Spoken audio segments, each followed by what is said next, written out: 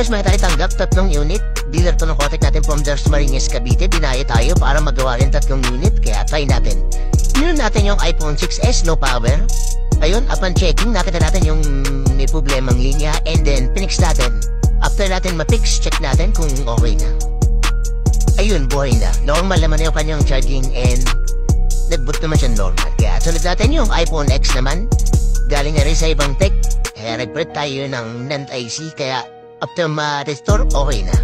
And then lastly, yung iPhone 6 4013. Pag ni-restore mo, after ma-fix natin yung kanyang IC program, and then salpak natin. Pag makapagawa kayo, encrypt lang po kayo sa ating page sa mga Kotek natin.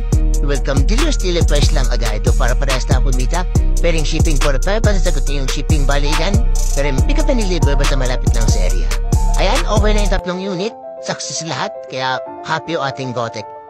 Okay na unit, dito lang yan sa iOS and Android Pixel Phone. Thank you!